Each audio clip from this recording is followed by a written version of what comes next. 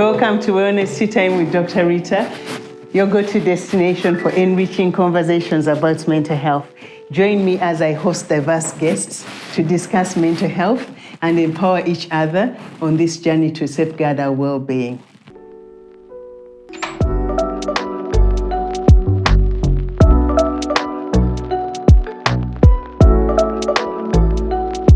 Welcome to Wellness Tea Time with Dr. Rita. I am so excited to have you guys. We met very recently at a conference, and I am so excited to have you here at our podcast. And this conversation is really just going to be reflective and thinking about what we've learned just in the last few days as we met in Nairobi. So before we get started, as you know, my name is Dr. Rita Sonko, and I am the host of this podcast. And I welcome you. We'll start with Paul, just a quick introduction. Thank you for putting this together. My name is Paul Waluya. I'm a clinical psychotherapist. I was so happy meeting you at the conference, and everybody here, we don't know each other, but we got to know each other in a foreign country. That was quite nice. Yeah, absolutely. Sure. I wrote it to you. I wrote it to you. My name is Nazinda Ruth from Uganda. I'm in Uganda, right? Yeah, I'm used to introduce myself like that. I'm from Uganda. I'm a mental health advocate, filmmaker. So I tell stories which impact the community. That's why I'm here, because I transition through storytelling and creating awareness with different topics. Uganda, no Uganda, Sacho, no Uganda. So I'm here because I met these wonderful people, being in the space of mental health, psychologists, doctors. It was so great for me as a storyteller to really relate with the right people. Wonderful. I'm happy to be here. Thank you so much. Derek? Yeah. It's good afternoon. Yeah. By name Derek Yamungu. I'm a social worker. Currently, I'm working with TPO Uganda. It's a mental health organization. So I mainly support mental health and sexual support interventions in refugee settlements. I'm currently working in Chiaka, and also further from that, I'm also furthering my studies as a Mastercard Foundation scholar at the University of Edinburgh. Wow. Yeah. Awesome. Thank you. Maria? Good afternoon. My name is Mariam Namboze, a medical clinical officer from Uganda. And I used to meet my family, SAWA family, from Uganda. And I used to meet you guys again.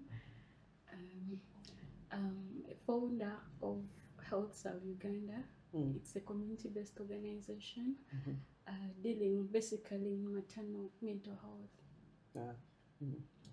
So a very, very diverse group. And of course, there were a few other Ugandans that are not able to be with us because they live far away from Kampala. Uganda is a big country. Yeah, it's a big country, but I'm excited to meet with you guys. And of course, the conference we are talking about, the Youth Leadership Conference, was organized by Kofi Annan Foundation together with MCW Global and Africa YMCA Alliance. Yeah. So it was a fantastic opportunity because there were six countries in total, and with people coming from all over the world really to participate as facilitators or participants and so forth. So I'm excited to talk to my Ugandan group and just reflect a little bit on the conference. So, of course, we know that mental health has become really a big challenge globally. And in our country, Uganda is one of the top causes of disability, basically, especially among the youth. So I was very excited to meet all of you because you're all kind of doing different facets of mental health interventions, from storytelling to dealing with substance abuse to refugee settings to maternal and child health kind of settings. So that kind of diversity, and then you go and meet many other people from different settings.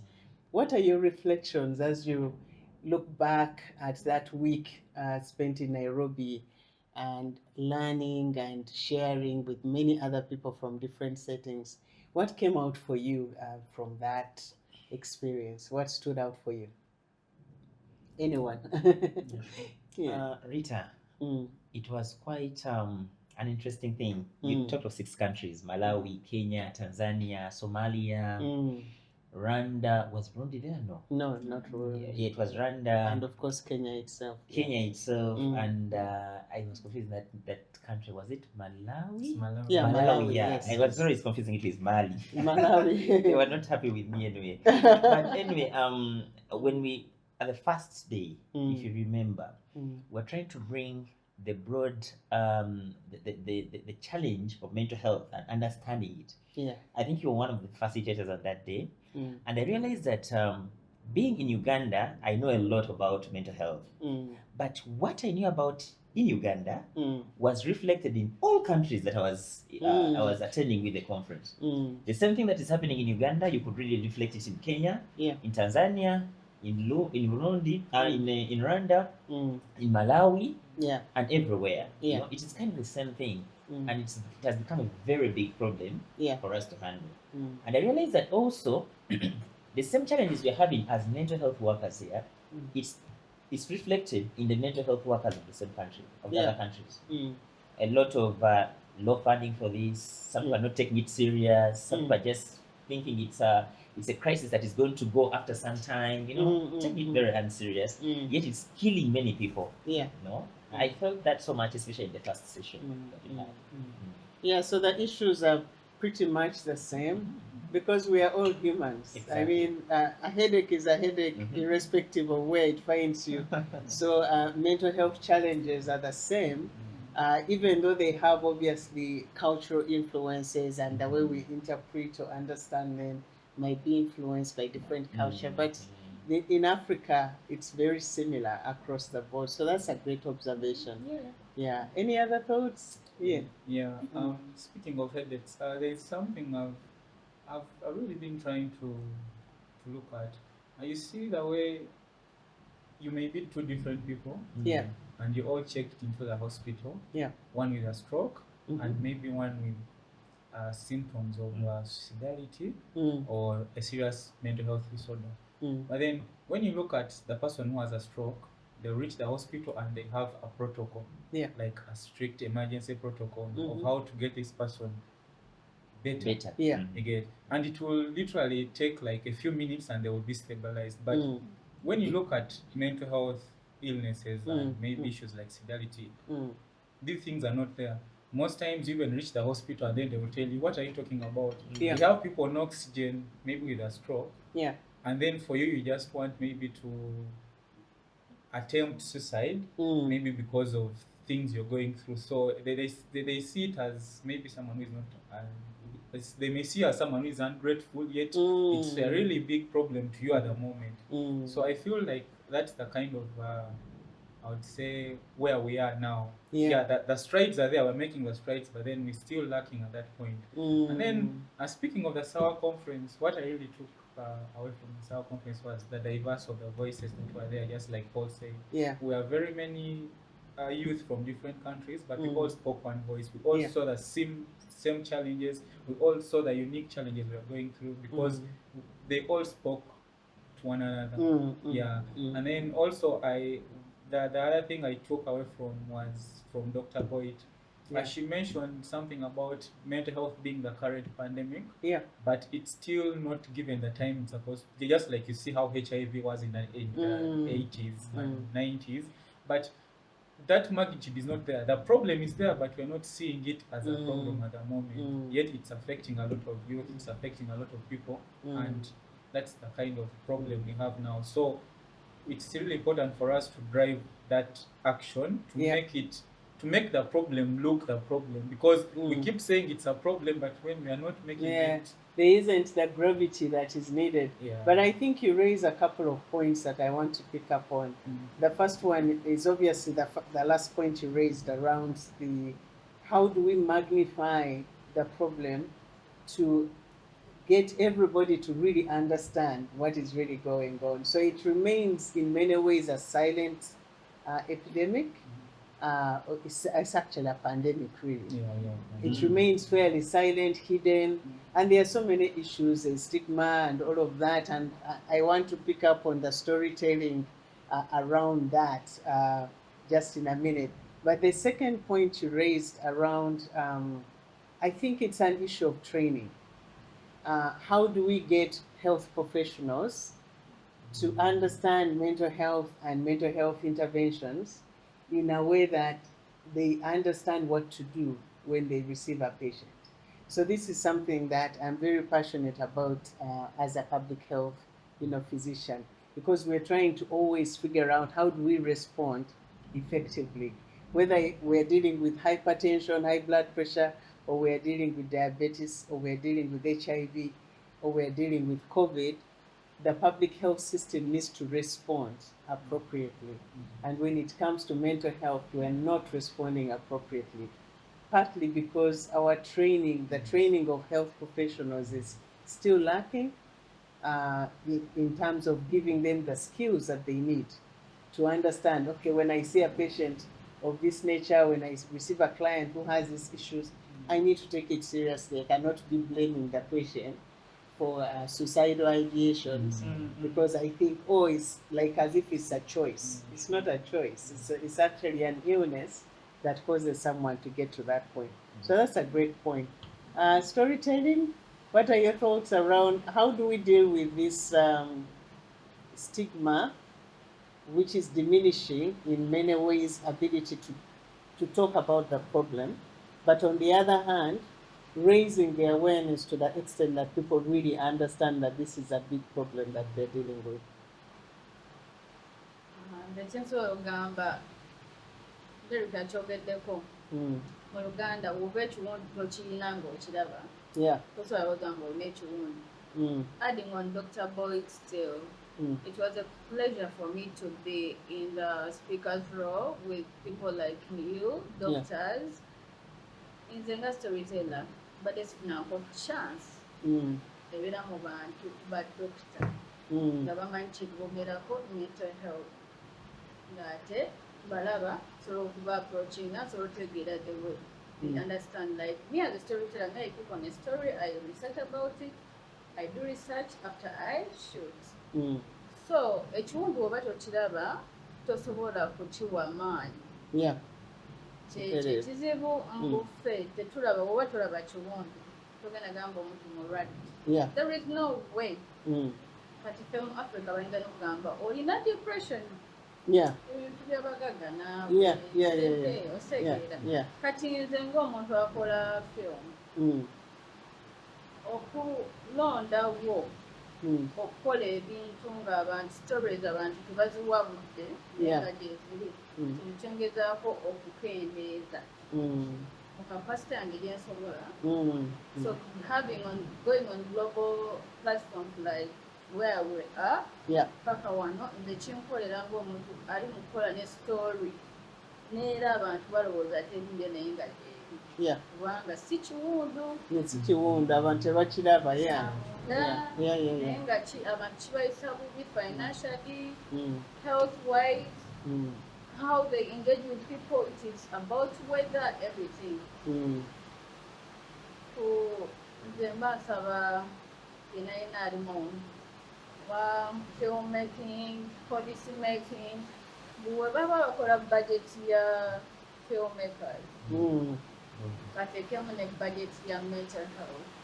But right now we have a budget of creative, but we really don't have a budget of mental health within the creative sector. At the end of the day, will give us that money, but we still be mentally here. It will take us to the hospital. So which means you are not solving the issue of young people of not having jobs through storytelling. You are not solving at all. They are taking the money to a wrong perspective.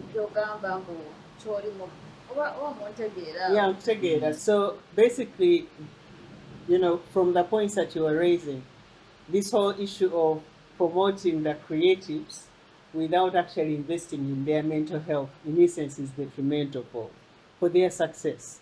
And clearly that is part of the challenge that we're having, that people are just, pulling what they can out of people, or even the self. Let's face it, even the individual. Like, you keep going as long as you're not bleeding. Yeah? You're like, I'm okay. But inwardly, you're not okay. At what point do you seek help? But there's a group of people that are highly vulnerable to mental health challenges. So, Maria, you're dealing with women, especially in the situation of maternity, either postpartum or even antenatal. There are many issues, yeah? What is your experience? What are you finding? Generally, talking about mental health in Uganda, in the SAWA conference, someone asked what resources do we have to attack these issues. We mentioned everything, the internet, what, but she lastly mentioned something about we, the youth, we're a good resource. If someone can sit and identify a problem, a youth, young person to identify a problem in maybe the children, elder or what, that is a good acknowledging the problem, knowing that this is happening. Yeah. Sitting in that crowd, a group, a diverse group, listening to everyone, I had to notice that the problems that I was looking at as me, Mariam, as health self, are also in another land, another country. Yeah. Someone talked about the early pregnancies and mental health of those children, the girls, the teens, and how they were attacking the problem and everything. I had to think about what I was doing home. Personally, I led the foundation of the Health South Uganda. After working with the mothers who lose their babies during, towards, and after delivery, these mothers, it is not a common thing to think about them. Okay, they are managed medically, given medicines and treated everything. They are sent home. Now I had to go to their homes to visit them, to do the verbal autopsies, to know what really happened, what was the causes of the deaths. I was using my phone, but I could get a lot of calls. Musawa, what is this? Musawa, I feel it. Musawa, can I talk to you? That's when we chose to found Health South with the VHTs and the other cabs to go visit these mothers, the mothers who lose their babies, to listen to them, to know everything, and to prepare the mothers in antenatal clinics. We go to different antenatal clinics, listen to them, talk to the mothers, preparing them for child care and actually labor is something else. Many of them get, even those who don't lose their babies, they get postpartum depression. It is something people are not attacking. So long as she has delivered, the baby is okay. How is the mother? We're looking at that, maternal mental health. In this, we involve the men. We have to involve the men in this care. Now that is extremely important. We have major cultural issues that from a cultural perspective, in fact, a woman who loses their baby, especially if it's preterm, they haven't yet delivered this child. And even when they deliver the child, but the child hasn't been named, it's a stillbirth, that woman will actually not be acknowledged to have lost her child. Because the child hasn't been given a name. People who are not giving birth are the ones to go to the burial. Exactly, yeah. So you see those cultural challenges become really, and this is something that we have been keeping quiet about. We don't talk about it and the impact it has on people's mental health. Dr. Rita, I was just listening to Marion, and I remember it was a conversation, a dialogue with someone, or it was a group that were discussing And I remembered what the first representative said. When mothers give birth, yeah, people come and visit them culturally, isn't it? yeah, People come and visit them, give the children money and all those things, and they're all attracted to the child. How many people are caring about the mother? How many people even think about this woman who has now 9 months been carrying a human being and today doesn't have it? And who is there to look to check on this person? Every time whenever you say, oh, your OG, your friend, your brother, your sister has given birth, I mean the brother has given birth, that they come and do what? They look at the woman. Yeah. Ate mama w'omwana. You know? Somebody was telling me, do you know what it feels to be called Mariam and then tomorrow your mama so and so? Something else. You know, I enjoy being called Mariam. I'm trying to use you. She enjoys to be called Mariam. But then she's losing the Mariam name to Mama Junior, Mama so and so. What does it feel for them? Now imagine someone who got pregnant in school. Yeah. You know, such things. So you find that these are things that we may not really mind. And I think Derek Izano said this. We don't really mind, but they are simple. They are small, like because the Lord. Actually, even Ruth talked about it. We look at the physical wounds and forget the non-visible wounds. So ekiwundu ky'omama bwe kiba kiwonye oyo mama kati ateredde kati his state her state of mind. Yes. You know, does he accept that he's now a mother? Does he accept the responsibilities? Being a mother is not producing. It comes with a lot of sets of things, a lot of a responsibility. So is this person okay? Is it mentally stable to have this? The hormonal changes. Hormonal changes. So that is the thing. So kati we are only looking at the physical wound. How about the non-physical wound? The mental, which is one that is like a car. You know, in the break we're giving a conversation about a car. I mean, you have the full body. You look at the body, but you're not thinking of the engine of this car. And it's the most important thing, the brain of this person, the mind of this person. So we need to do a lot to help out on this. I was always giving us another example that how many people say your employee came late because he slept so much last night? And what do? You give them a warning letter. You either don't give them allowance that day. But you ever take time to say, why did you sleep? Was the issue? What was the issue? You know, we don't care about that. We only say, No, that is so important. The doctor employees. So relating it on the people, general people, we also don't acknowledge the DEI. Diversity, equity, inclusivity in the workplaces. Those are the mental people who help us to heal us. Why are you late? Well, those are also facilities which we have to also do a policy and have in our workplaces, which we need so much, because all the things we byetalowoza byetusinga okwetaaga. Kuba abantu bangi babagobye ku mirimu naye nga katono nnyo, because if we had a DEI personnel who understands that, it's the reason why you have to accept learning. Those are the courses I'm trying to do to make sure that if I'm a creative, how am I bringing that into a creative way? The space, Because my goal, I have a company, I'm building a company called Bitone Trails, aimed at amplifying women and youth in the creative sector. So all the things you have to know them. It's not about creating what, but how about the mental of those people who create? Yes. So looking at the minds and the health of our minds, we cannot leave that behind. Yes. And I think that is the balance that we need to continue to try and strive for, that we try and look at the balance between body, mind, and spirit. And the average person knows the body they can see. So when you're sick, when you have a fever, when you have an injury, everybody is concerned. You have a fracture. Hey, you take time off work. It's fine. So but when someone is struggling, with addiction, for example, where did that addiction start from?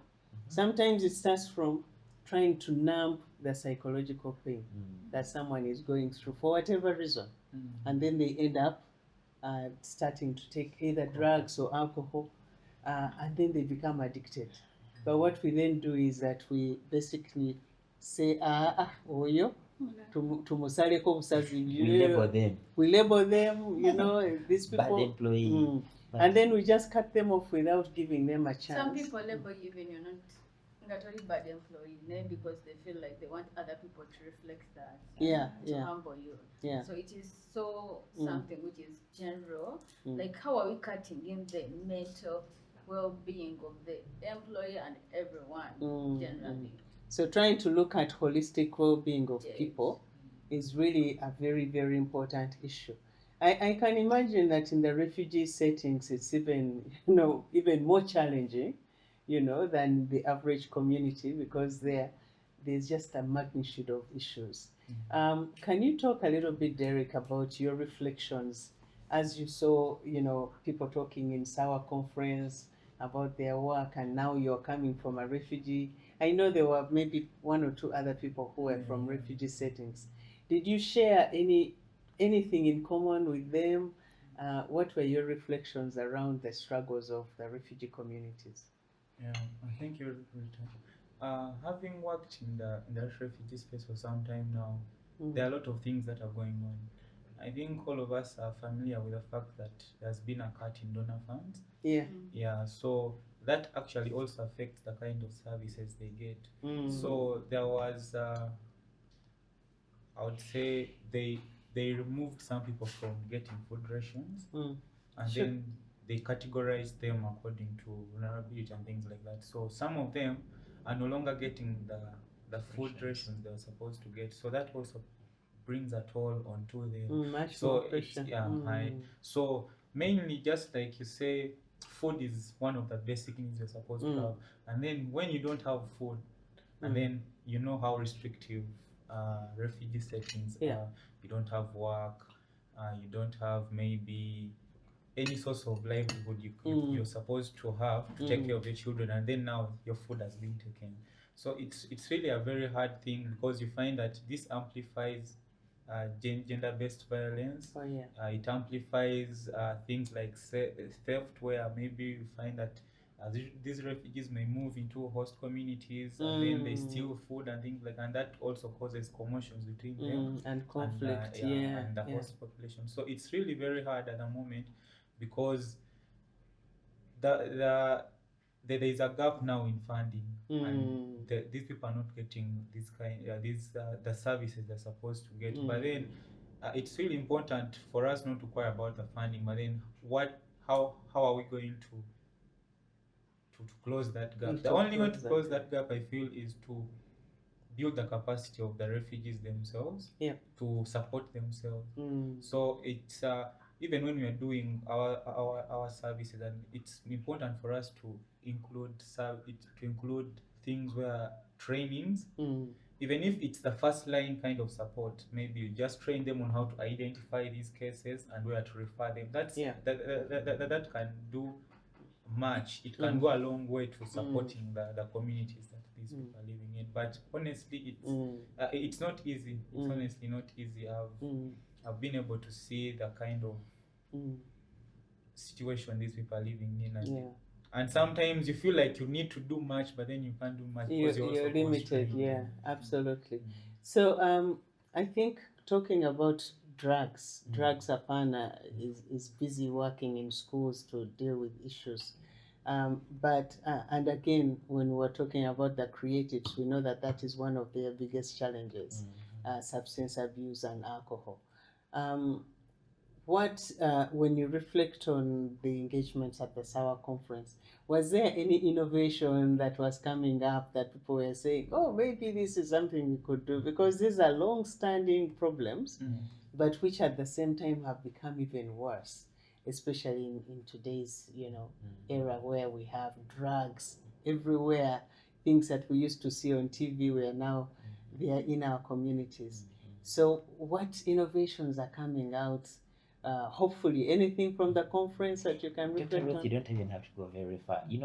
Before we were doing interventions or psych education by coming. Someone should come and a very big professional should come and give you lectures about drugs.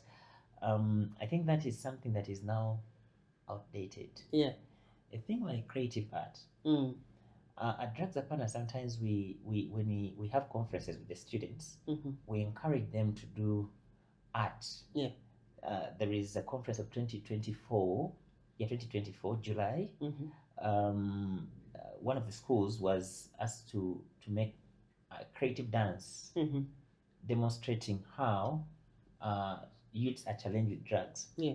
And trust me, on the conference where there were many professionals, many students remember that creative dance. Exactly. What does that mean? That in that dance, a lot of communications were made. What drugs do to your body? What drugs can, how drugs can affect your brain? How drugs can, and it was out of the students. I don't know how they did it, but for us, we're the receiving end. And we saw something so important. So putting things like creative in students like this, because they have a mind, they will do a lot. First of all, those students know a lot of those drugs more than we do. Yeah. I've really seen it.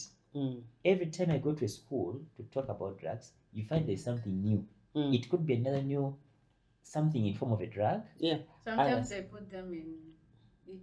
Let me say this. Others, it's a way of usage, pathway. Others, it's a way of hiding them, because even they know they have ways on how they can access the things more than even the teachers. So putting this out there by the students, fellow students, in a creative way will create a permanent knowledge in these students about this.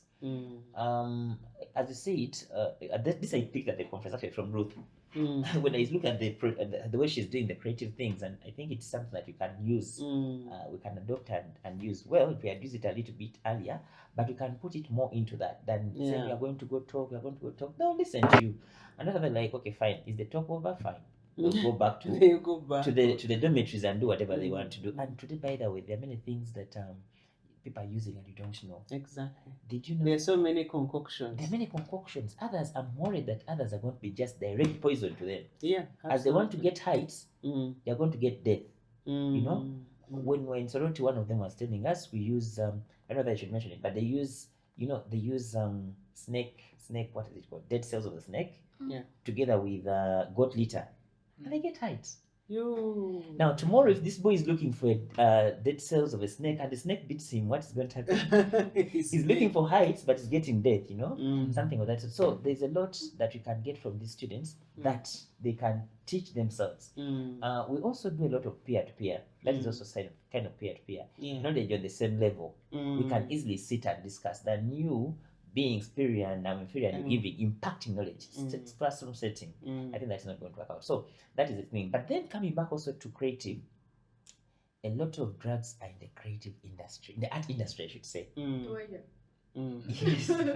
there are a lot of drugs in the art industry. And I think we need to also interest the art men and maybe also help them know the challenges in this, so that they can, I don't know why I was having this discussion from their icons, their celebrities, and old people, old, young, and youth want to look at a celebrity. Yeah, and look at them and say, yeah, they have a lot of influence. They have a lot of influence. So if this celebrity is also helped to know what exactly drugs can do to them, and instead of putting a video while he's doing seizure, but he talks about the negativity in seizure, the same population that is going to follow the video that is having seizure in them will be the same population that is going to follow the video that is going to have the disadvantages of using seizure, or the disadvantages of smoking weed.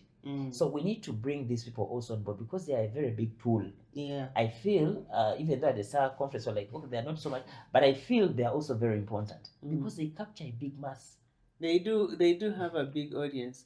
But I think when it comes to the issue of vulnerability, someone was giving me an analogy that, if you have someone who somehow sang a song and it hit and it became, it got a lot of rave reviews and it became famous. But they did not have a background where they even knew what they were doing, but it was a chance kind of thing. Then they get into the money. And with the money now, they can see, their influence, they can see all the things that they were also seeing as like the glamorous things, and now all of a sudden they have access to them. How do you help them manage that situation where they have sudden fame, but they don't have enough information, and they've also been negatively influenced? And I'm sure, I suppose, Ruth, you might have some insights, but it's a challenging situation because the people that are being looked at as role models, they themselves are lost and struggling, and they don't know what's going on. How do we deal with that, Ruth? From your perspective. Can I put something before Ruth? Yeah. You talked about HIV. When HIV, I wasn't there then, but when HIV hit this country so loud, policymakers came and made it a policy that as children go into school, they will know about HIV. Yeah. And that was something very important. So as we know about HIV, I will grow up with this. So if the policymakers also say it's compulsory, so even that one who has just fallen into money and has that excitement, he will know that when I sing this and it is hitting, but there's a line that is talking about this, he will embrace it and will take it. Than just leaving it like they will know. If they didn't come in with policies, HIV would also be another big problem today. Today we are at least somewhere. I'm not saying we are good at a good level, but at least we are somewhere, especially on the knowledge about HIV among the population. Yeah. The HIV may be still spreading, but at least we all have the knowledge. But this one, drugs, we don't even have the knowledge. We don't have No, certainly there's a big knowledge gap. Yeah. Your thoughts, Ruth? So, Doctor, going back to you, do you know that drugs were there before HIV? Yeah. So it is like we are pinning the drugs on the HIV. Like that is double standards for me right now. Because when you say, first of all, you mentioned about using celebrities to create awareness. So, Dr. Rita said it. Some people come into exciting to be celebrities when they don't know.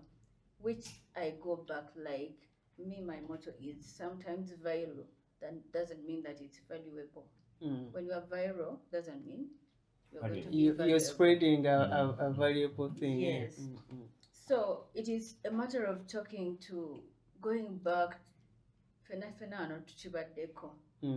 to the foundation. Even if you're going to schools, why are those kids using the drugs? Is it the pressure from the teachers? Is it the pressure from home? So I think we are just centering the thing of drugs. The root cause. Because tojja kungamba omwana wange agenze ku ssomero anywa drugs tetululukinze mbu oba alina homework ameka bamugambye alina okufuna bumeka. Right now schools are in competition. Yeah. Unhealthy competition. Mufe tetwagiriiko naye tetwayita mbu abaana bagala beera buna balina okuba nga tebeebase. So netwalabye neera bateacher ogenda okubawa those studies, awareness, abaana mubayise bati balema okukozesa drug. So drug nendabanga erimu, it is not the issue at the forefront. It is not. It is the foundation, how we are going to bring it into the community, create more awareness in the community, not the drug itself. But I think you make a good point around what is the fundamental root cause. Because even in any school, all these kids may also have the same pressure, but not all of them will take drugs. So what makes the difference between those that take and those that don't?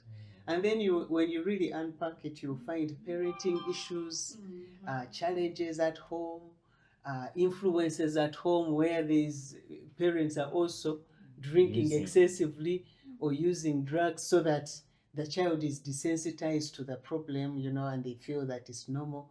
So a lot of those root causes also come like those underlying issues. So parenting is certainly one.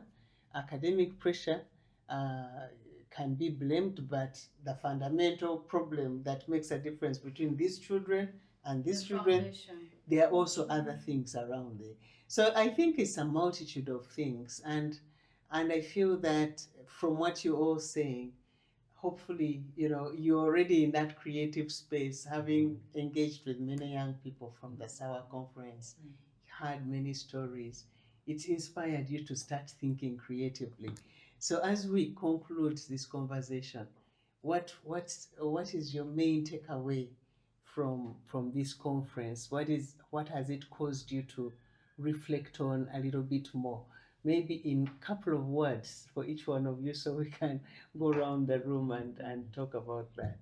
What has it inspired you to think more about in relation to your work, Maria? I personally, I learned to seek help. Yeah. You can't do everything alone. I was talking to him. We had a discussion. He was talking about when he had just joined the field. Yeah. And he wanted to do everything. Yeah. But after he was overwhelmed and couldn't do a thing, and learned to do only what he can. Seek for help. I'm learning to seek for help. Seek for seats at tables. Always connect. A lot can be done when you merge. A big impact can be made. Absolutely. So working in partnership with others and seeking help. Yes. Derek? Yeah, I think I'll also go with what she has said, because someone once said that we need to fall in love with a problem and not a solution. Yeah. Because now, if we all fall in love with a problem that which is at hand is the pandemic of mental health, it doesn't matter what solution we're using. We shall always have to reach collaboration in order to deal with the problem we have. So for me, I literally saw that sometimes we tend to feel like maybe this is what is supposed to work, this is what is supposed to work, but then yet things can be done different. Just like she came with a perspective of creativity and how to raise awareness in that. So you find that I also realized that it's quite important for us to run collaborations with each other, because it's really important for us, because I may have my solution, she may have my solution, we find a way of merging it, and then we can all make impact. Because honestly, the truth is the mental health problem is really here, and I would feel like it's now the problem that's there with the climate thing. So it's really also a sustainability issue. Yeah. So because if I'm personally not okay, and maybe he's not okay, there's no way we're going to be productive. We may not even have the chance to sit here. Exactly. You may have called us and you're like, I can't come. Yeah. Because maybe you're down because of You're depression. dealing with issues, exactly. So it doesn't help us. So it's important for us to look at it in that kind of. Absolutely. Yeah, very important. Ruth? Me, I really feel empowered whenever I'm on the tables like this. People understand what we're talking about. So me as a creative, there is a film, a documentary I made called Out from the Dark. Its logline was Speak Out. So it was a story about someone who had an issue for the past 10 years. Yeah. But it ate her up. Stigmatized her. Everything, triggers and everything. But when she spoke and we did a story, it was healing to her. Yeah. Sometimes it's not about the doctors, injections, giving you ideas, go take this tab. It is about speaking, as Mariam said. Yeah. Speak to someone. Me, now empowered and thankful that I have doctors I can run to. Hello, I have this problem, because being in a creative sector, we don't get that support. So, and I think we could also ask our dear government to have a policy, as Dr. Boyd has doing it in Kenya, having a policy and implement a bill, at least have some little finance budget they want to come creative sector on the mental side. Yeah. Not on the creative side. Because we need money to create, but how are we going to create when we are sick? Yeah. So addressing the mental health challenges within the creatives, yes. Policy around that, Yeah, very important. Yeah. And parents to take care of their kids. Absolutely. And making kids to be kids. This generation of TikTok, kids are not kids. Exactly. They're competing with bigger artists. They're competing. They're not kids, which also brings them to use drugs. So there are a lot of things we are not considering. Lots of peer pressure, but also Peer parents pressure. putting And pressure parents, on kids. yes. Yeah, you know, like So- I see parents who are busy filming their kids, and because they want to create a whole big following, Content. but you know, content is content culture, and the destruction of the norms. And no control Yeah, about it, because yeah. they're kids. By the end of the day, are running your kid Yeah, exactly. to compete with. You don't know if she's competing with the biggest artists they compete with. You don't know what they use. You don't know how they've been sustaining. Let them be kids. Let them follow step by step by step. And career guidance to the creative sector to make us not be frustrated. Changing from radio to film, from what to film, people to know what they can do at the earlier stage. So my goal is about the foundation. Yeah, absolutely. No, very well said. And Paul? Yeah, thank you. I like the way she creatively says things and the action. But just picking it up from her, we need to look after ourselves first of all. Yeah. I had this saying, but the conference reinforced it. Sometimes we need to be selfish to care for ourselves. Yeah. That's one thing I learned. Two, we were in Kenya. About 3 months, 5 months, I don't remember. Remember the energy that was in Kenya by the youths? Yeah. I was discussing this with the Kenyans themselves. I was from the first-hand information. I was getting it from the first-hand information. So I realized that that energy was there, and it achieved what it brought. I'm not calling it a strike. I'm not calling it. But I'm using the word energy. If we kind of also say we are going to use the same energy in the proper channels, mark me right, in the proper channels, mental health will also be sounding. Yeah. Will be sounding. Because what I remember in the conference, many of them, all the 6 countries, they don't care. They don't do it. They don't do this. They don't do this. We are given less attention. Yeah. The energy in Kenya gave it. I don't want to do it like the Kenyans did it, but I want to copy the energy. The Kenyans do it in some way. I want to applaud them, but I may not be able to promote that, but I want the energy. How do we bring more energy towards our advocacy campaigns for mental health? Exactly. In a positive manner. We shall get this, because it's a pandemic that is eating up everybody. In offices, in parliament, on the streets. The border guy who is riding you, how good is he? The taxi man who's driving 14 members, you know, how safe are they? The pilot is going to fly a plane of 700 members, how good is he? You know, so it's a thing that is cutting across. The guy who's sailing you on a boat, can he just decide to say, okay, let me try this and see, you know, and then tomorrow you're all announced dead. So we need to have that energy, but in a positive manner. Then also we need to be selfish for ourselves in order to have a sound mental health. As it says, in the beginning, I wanted to do everything because I felt like, I need to fight, I have the energy. But after that, 2 weeks, how are you?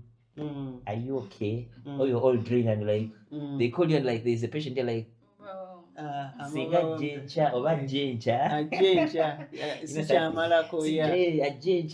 I'm quite busy. I tell you're not busy, you're sleeping, you know, because you're all over, you're worn out, you're drained, you're having burnouts and all the things. So we need to be selfish in all aspects, not only mental health.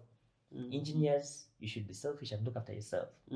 Teachers, I know there is that tie, but you should also be selfish and look after yourself, because tomorrow as I give you my kid, you may batter him, not because he has done something wrong, but because you're dealing with your own issues. You're too stressed.